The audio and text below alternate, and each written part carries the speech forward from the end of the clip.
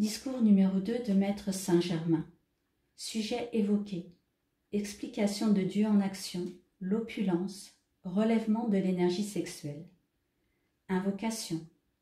Ô toi, présence infinie, interpénétrant tout. Toi, puissant maître dans chaque forme humaine. Nous reconnaissons et acceptons la plénitude de ta présence dans nos formes et dans la forme humaine de tout être individualisé émané de Dieu. Nous te louons et te remercions de nous avoir rendus conscients de ta puissante présence à laquelle nous pouvons avoir recours et qui manifeste la plénitude de l'activité divine, le I Am en tout. Discours. Salutations à tous. Lorsque Jésus dit « Je suis la résurrection et la vie », il a exprimé l'une des plus puissantes affirmations qui puissent être dites. Lorsqu'il dit « Je suis », il ne parlait pas du moi extérieur, mais il se référait à la puissante maître présence, la divinité intérieure, car il a répété plusieurs fois « De moi-même, je ne puis rien. C'est le Père en moi, le I Am je suis, qui accomplit les œuvres. » En disant « Je suis la voie, la vie et la vérité », Jésus a affirmé l'activité de Dieu, un et unique en lui. Jésus dit encore « Je suis la lumière qui éclaire tout être venant en ce monde ». Il a préfacé chacune de ces affirmations d'importance vitale par le verbe « I am, je suis ». Je suis la porte ouverte qu'aucune création humaine ne peut fermer, est une autre puissante affirmation de Jésus, peut-être une des plus puissantes qui puissent être faites dans l'expression extérieure. En reconsidérant ces puissantes affirmations avec la nouvelle compréhension du verbe créateur « I am, je suis », leur importance vitale ne peut manquer de vous apparaître clairement. Un des moyens les plus puissants pour libérer et mettre en action dans l'expérience extérieure le pouvoir, l'amour, la sagesse et la vérité de la divinité intérieure est de considérer le I am, je suis, comme le moteur absolument en tout ce que l'on désire être ou manifester. Le pas le plus important vers votre libération est de considérer et d'accepter pleinement le I am, je suis, comme la puissante présence de Dieu en action en vous.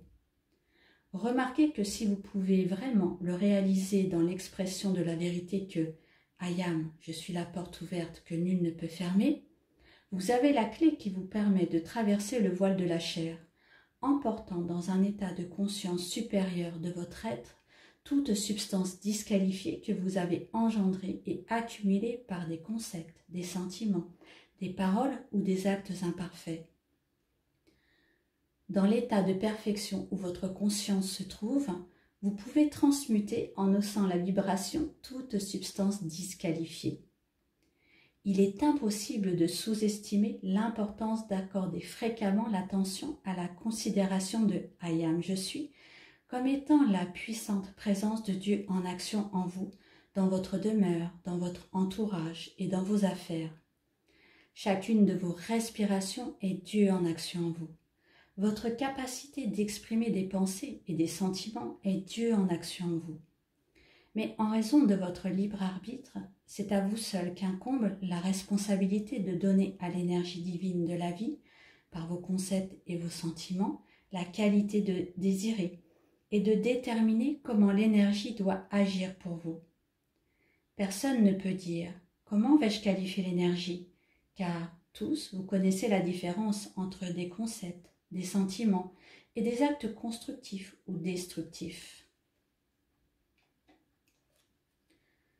Celui qui écoutera sans préjugés et avec la conviction consciente que le I am, je suis, Dieu en action, en lui le rend capable de recevoir, d'accepter et d'appliquer l'instruction donnée avec une radiation appropriée, aura la plus grande bénédiction et gagnera une compréhension qui assurera sa libération totale et absolue. À l'époque actuelle, certains étudiants sont capables, grâce à la radiation qu'ils reçoivent, de comprendre ces simples mais puissantes affirmations de la vérité qui leur feront gagner le bonheur et la libération. Pendant des siècles, on a répété à l'humanité vous ne pouvez servir de maître. Pourquoi en est-il ainsi?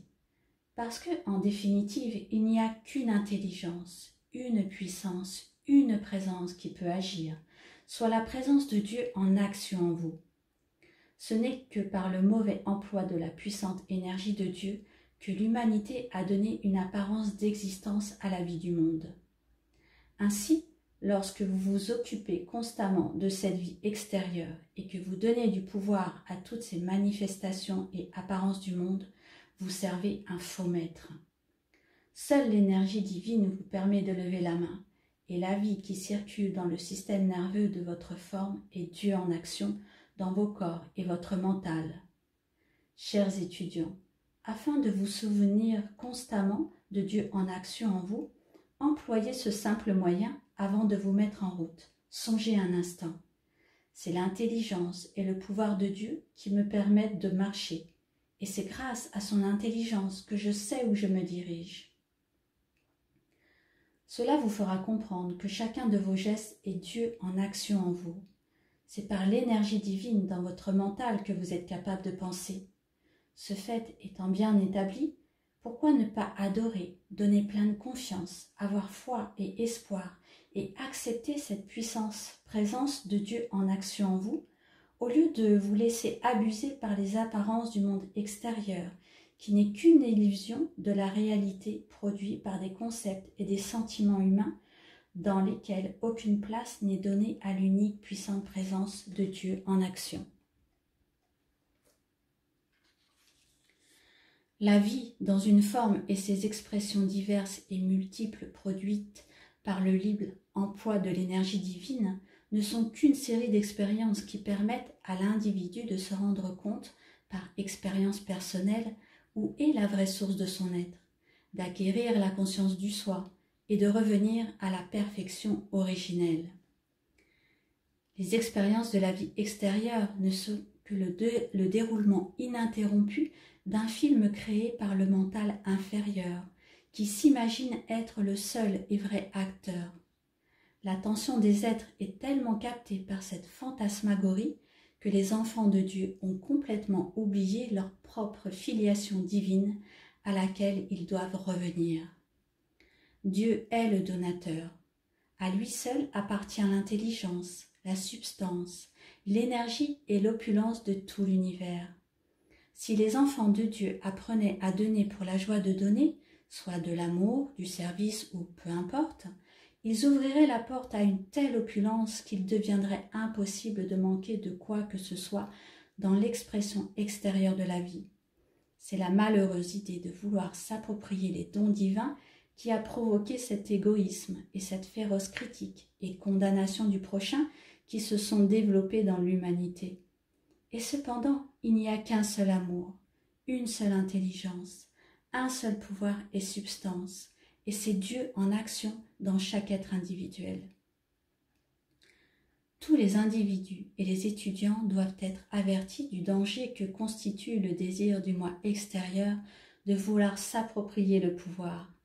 Si dans tout acte de la personnalité extérieure, tout le mérite était attribué à Dieu seul, des transformations incroyables se produiraient pour celui qui le ferait.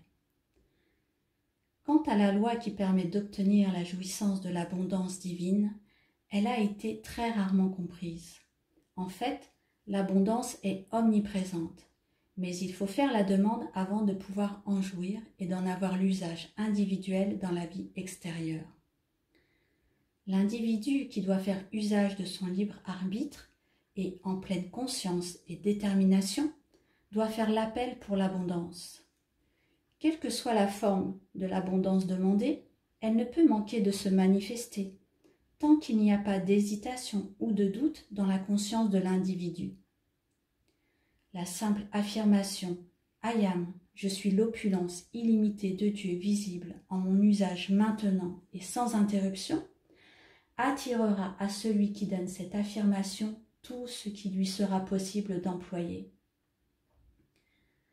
Les limitations dont tant d'étudiants semblent faire l'expérience proviennent du doute et de la peur qui vibrent dans leurs sentiments. Ils commencent par déclarer la vérité, par exemple en donnant l'affirmation précédente, Mais si après quelques heures, ils analysaient consciencieusement leurs sentiments, ils constateraient qu'ils doutent et qu'au fond d'eux, ils n'ont pas de foi dans leurs affirmations. Naturellement, ces vibrations neutralisent dans une grande mesure la force constructive qui amènerait l'accomplissement du désir ou de la demande. Dès qu'un étudiant devient pleinement conscient du fait que tout désir constructif profond n'est autre que Dieu en action, mettant son énergie en mouvement en vue d'un accomplissement donné et que cette activité divine est permanente, il réaliserait qu'un amour, un pouvoir et une intelligence illimitée sont à sa disposition pour l'accomplissement de n'importe quel but constructif. La compréhension de ce qui précède proscrirait à jamais le terme « échec » dans sa conscience et dans son expérience, car il verrait clairement qu'il peut utiliser une intelligence et un pouvoir infaillibles. C'est ainsi que tout étudiant peut prendre possession de toute sa souveraineté comme Dieu le désire. Le Père, infiniment sage et tout amour, n'a jamais eu l'intention de priver ses enfants du moindre bien. C'est par leur attention fixée exclusivement sur le monde extérieur des apparences, qui est semblable au sable mouvant du désert, qu'ils se sont consciemment ou inconsciemment privés dans un large degré de l'infinie opulence et intelligence divine. Tous ceux qui voudront à nouveau se fier à « I am », je suis le principe actif de Dieu, à jamais dans l'individu et l'unique source de la vie active, de l'intelligence et de l'opulence, pourront jouir de la grande opulence divine qui leur revient par droit de naissance. Dans la vie pratique et dans tous les âges passés, ceux qui désirent atteindre un certain degré de réalisation spirituelle ont dû suivre certaines règles de conduite. Ceci concerne plus spécialement le contrôle de la force vitale de l'énergie sexuelle. Les étudiants qui ont employé l'énergie sexuelle sans la moindre idée de la contrôler ne doivent pas brusquement dire qu'ils vont pratiquer une continence complète. Cela reviendrait à couper court à un courant d'énergie qu'on aurait laissé couler dans la mauvaise direction. Il faut d'abord acquérir l'attitude de conscience correcte. Tout étudiant désireux d'acquérir le contrôle de l'énergie sexuelle trouvera un moyen efficient dans l'emploi compréhensif de l'affirmation de Jésus « I am, je suis la résurrection et la vie ». La répétition de cette puissante affirmation gouvernera de façon normale et naturelle le courant de l'énergie vitale et le ramènera dans son canal naturel. Cette affirmation purifiera non seulement les pensées et les sentiments, mais constitue la force la plus puissante provoquant le relèvement, la résurrection et la réadaptation de l'énergie sexuelle dont l'emploi incorrect constitue une barrière à la réalisation des hauteurs spirituelles. Celui qui reçoit l'impulsion intérieure de corriger la situation peut, en employant honnêtement et continuellement cette affirmation, relever ce merveilleux courant d'énergie et le ramener vers le centre supérieur du cerveau qui était sa destination originelle. Il recevra un flot d'idées merveilleuses, accompagné d'un sentiment de pouvoir et de la conviction qu'elles sont réalisables et peuvent être employées pour le bien de toute l'humanité. Je prie tous les étudiants de mettre en pratique ce qui suit et d'observer les résultats produits dans leur mental et leur corps. Répétez 3 fois, silencieusement ou à haute voix, avec un sentiment très profond, l'affirmation de Jésus « I am, je suis la résurrection et la vie ». Vous constaterez qu'une élévation se produit dans votre conscience. Certains auront à recommencer l'expérience plusieurs fois avant de sentir la hausse de conscience. D'autres l'éprouveront instantanément. Cela vous donnera la preuve de ce qui peut être atteint par un emploi continuel de cette affirmation. Lorsque l'on sait quelle est la situation dont il faut sortir ou quel est l'obstacle qu'il faut surmonter, il n'existe qu'un moyen pour le faire, en détourner complètement votre attention extérieure et de vous fixer fermement sur l'affirmation donnée. Elle peut amener la modification de n'importe quelle situation, aussi bien que de changer le courant d'énergie mal dirigé. Par l'emploi durant une année de cette unique affirmation, une de mes étudiantes a obtenu une transformation merveilleuse dans son apparence extérieure. Il est étonnant que si peu d'êtres saisissent le sens réel et puissant des admirables paroles de sagesse que Jésus a prononcées. Celles qui ont été conservées par écrit ne seront cependant qu'une faible partie de son véritable enseignement. Personne n'a donné autant d'affirmations puissantes que Jésus à l'époque de son ministère sur la terre. Chacune de ces affirmations, lorsqu'elle est répétée consciencieusement, contient la radiation et la conscience divine que Jésus a réalisée. Vous bénéficiez non seulement de la puissance inhérente au I Am, mais vous recevez l'assistance personnelle de Jésus lorsque vous pratiquez ces affirmations. Aussi, tous devraient méditer et contempler souvent la vraie signification des puissantes affirmations de Jésus. Si vous avez compris que vos pensées, vos sentiments et l'emploi du verbe créateur « I am, je suis » mettent la puissance de Dieu en vous en action, sans limite, vous saurez que vous pouvez atteindre la réalisation de tous vos désirs constructifs. Il n'est pas difficile pour les étudiants de voir et de comprendre que toutes les apparences du monde extérieur ne sont que des créations humaines produites par le mental inférieur, qui revendique l'extérieur comme une source de pouvoir. Cependant, un peu de méditation suffit pour réaliser que Dieu est l'unique amour, intelligence et pouvoir qui puisse agir. L'humain, avec les défauts et les erreurs qui lui sont inhérents, n'affecte en aucune manière la perfection de Dieu, omniprésente, car toute imperfection est produite par les concepts extérieurs et l'ignorance des humains.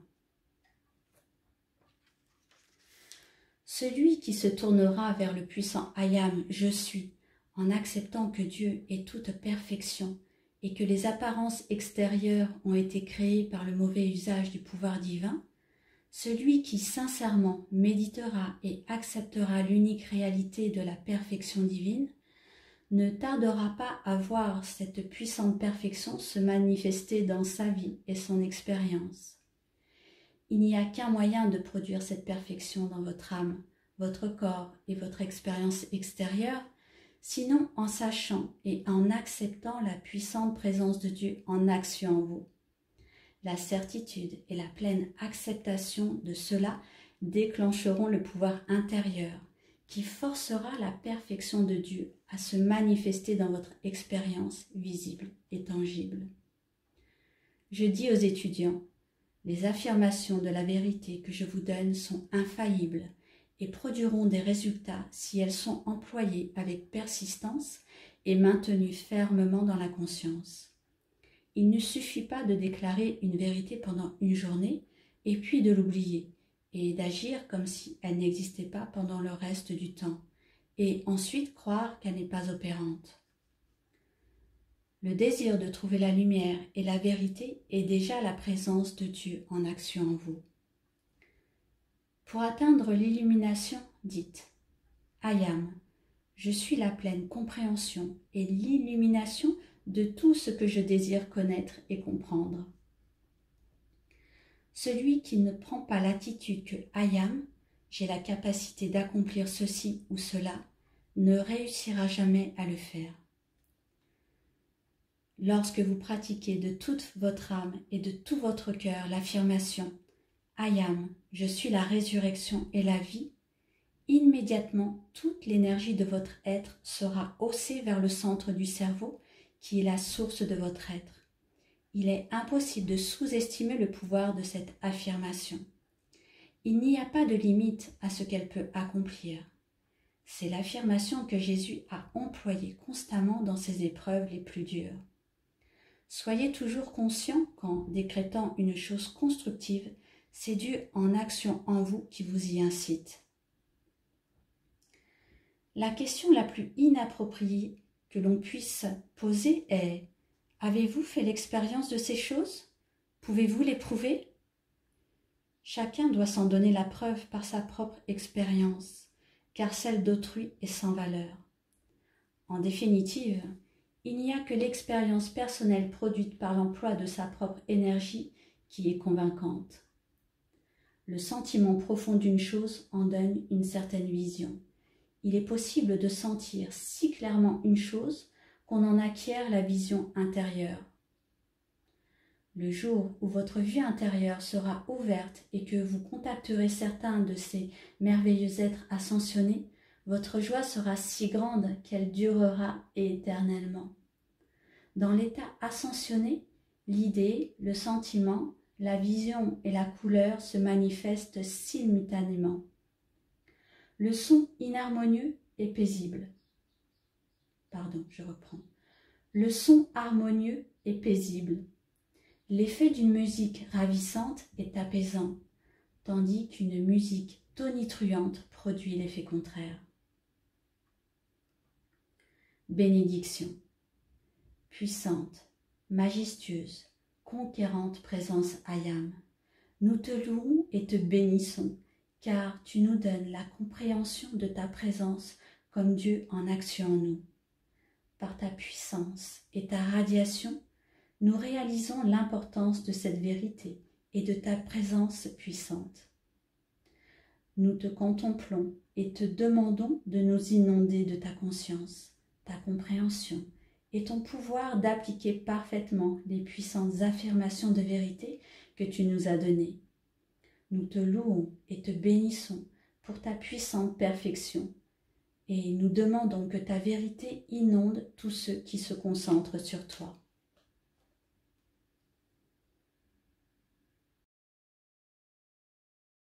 Note aux auditeurs. Ces audios ont été réalisés pour vous faire découvrir l'enseignement des maîtres ascensionnés, reçus par Monsieur et Madame Ballard, également nommés Godfrey et Lotus Reking. Ces audios ne remplacent pas la lecture des discours des maîtres. La lecture a une portée plus puissante en vous que l'écoute seule de ces audios, et seuls les écrits de ces discours véhiculent l'entière pureté de la parole des maîtres.